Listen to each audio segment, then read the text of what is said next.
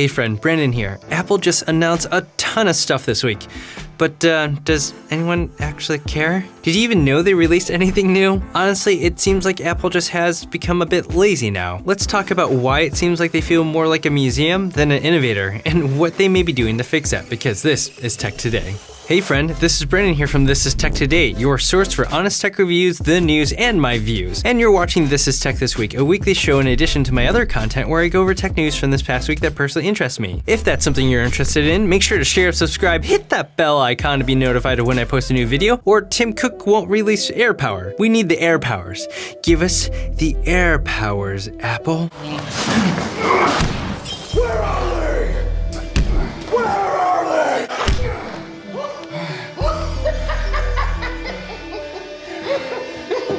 You have nothing. Actually, who actually cares about it? Still, hit subscribe and the bell icon. So if you didn't know, this past week Apple released a ton of things for almost every day of the week. There's the new iPad mini. Wait a minute, iPad minis are still a thing? It looks the same, right? Well, it does come with an A12 Bionic chip, which is honestly pretty beastly, and it has support for an Apple Pencil, but not that cool new Apple Pencil that works on the iPad Pro. It's the old one that you charge by plugging it into the lightning port, because that's still a thing, and when you plug it in, you try to avoid not poking your eye out.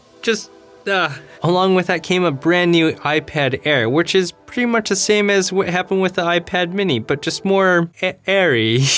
It's stupid.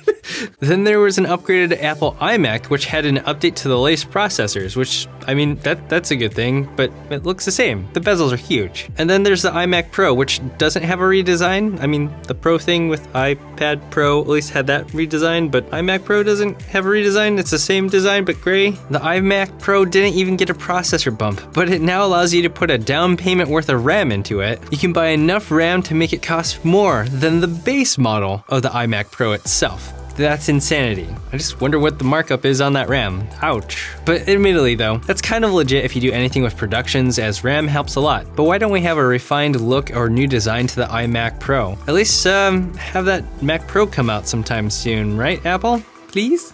They also lowered the price of their MacBook Pro storage, which they should, considering the cost of storage and RAM in general has been dropping quite a bit over the past few months. And we can't forget the revolutionary AirPods 2. Now it comes with a wireless charging case, a new H1 chip for connectivity improvements, more talk time, and the ability to accidentally activate you can now activate Siri's hands-free. What's nuts is that it'll cost $200 compared to the original price of $160, and there's no ability to tell which version you have when you're trying to flex. They look the same. I mean, you could go on Amazon and buy those stickers that you can put on your Apple Watch to make it look like it has cellular service. Put it on your earbuds instead. Yes, those stickers are real. If you actually want to get them, there's a link in the description. Oh, and really exciting news. Apple also released new cases in Apple Watch bands. That's it. Cool. Why in the world does it seem like Apple is so lazy now? Why does anyone care about these updates?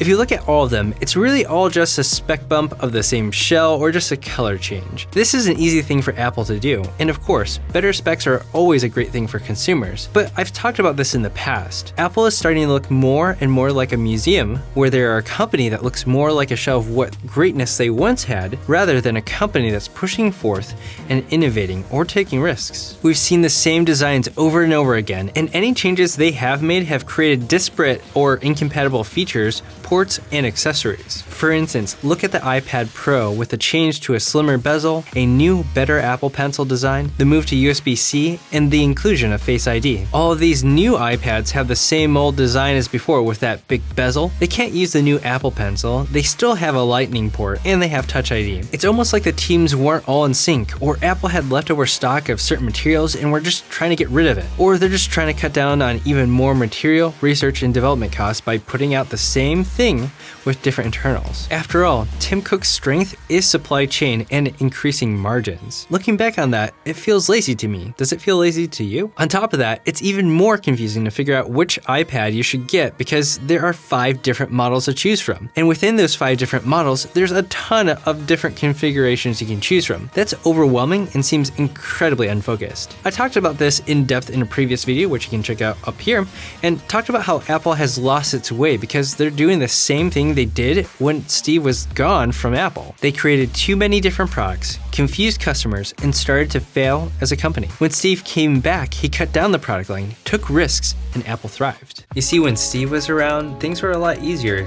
We had the iPod. You just chose between a black or a white one, and then you chose your storage option, X, Y, or Z. It was simple, right? We cannot underestimate how fickle the average consumer is. They go into a store, they just need a replacement, and if they feel overwhelmed, you know what they're gonna do? They're just gonna follow what the salesperson offers to them, or they just leave. Now, I really have to say this. Anyone who says Apple isn't still successful now is completely oblivious to how much cash they have on hand and how much profit they make every single year. They're not dying, and they won't die anytime soon. They are still wildly successful and generating outrageous amounts of profit, but you can still be filthy rich but dead inside. And it seems like Apple has lost its soul, and they're just trying to milk old designs as much as they can because they can't seem to innovate on their own anymore. But maybe this year will be different for Apple depending on what they have planned, which in a way isn't exactly private because a lot has leaked out. But you can avoid having your private information leaked out everywhere by using a virtual private network by this video's sponsor, NordVPN. NordVPN helps you create a virtual private network, which is a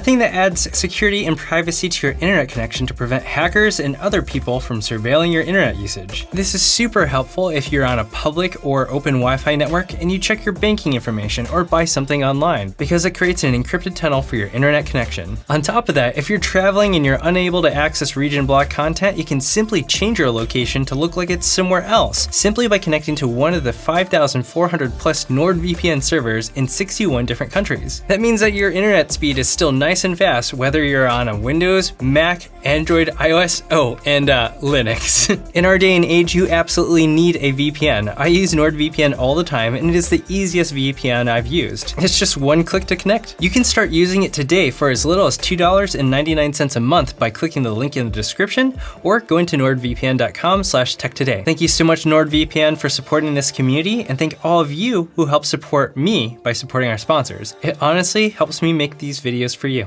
Thank you. It's no secret that investors are generally concerned about Apple and the direction they're heading. I've covered extensively how important it is for Apple to move towards software and services in order to continue growing as a company, and it looks like they may launch their own streaming service as well as their own news service. The question will be whether or not this will be successful enough, how much they will open up their services to others outside of the Apple ecosystem, and if people will even care. And while software and services is the route to go for investors, consumers may be a bit bored by what they're seeing coming from Apple on the hardware side. Apple is in a really awkward in-between point where they have to really push into software and services while maintaining their hardware. And hardware is still the thing that most consumers think of when they think of Apple. It makes sense. Apple focused so much on the quality of their hardware, and that honestly benefited the entire tech industry. But that focus seems to have been lost. In many ways, their hardware seems dated and the same. Without an external or aesthetic refresh or redesign, people are just not inclined to upgrade or buy the new products. And when they have done an aesthetic refresh, there have been significant compromises or issues with those designs, whether it's the durability of a product or how well it can operate at a proper temperature. As much as I want and need an iMac Pro for making the videos I make here for you, I can't help but have that awful feeling that I should hold off for a true redesign of the iMac form to something that doesn't look so dated and has a much more refined and sleek design without any thermal or durability issues. Or wait for the Mac Pro. Don't pull air power on that, Timmy. So what do you think? Does it feel like Apple has just rehashed the same designs with different guts over and over again?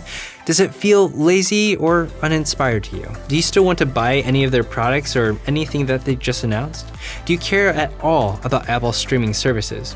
Let me know in the comments and in the This Is Tech Today community Discord chat server. That's it. Make sure to check out my last video where I talked about new footage that leaked out for the Samsung Galaxy Fold. This video came from a source that wasn't from Samsung, and in turn doesn't have all the fancy lighting and convenient angles to cover up that crazy crease. Check out my thoughts on it. Make sure you share, subscribe, hit that bell icon if you haven't already. Thank you for watching This Is Tech Today. You just watched This Is Tech This Week. Until next time. Oh, and hey, have a great day.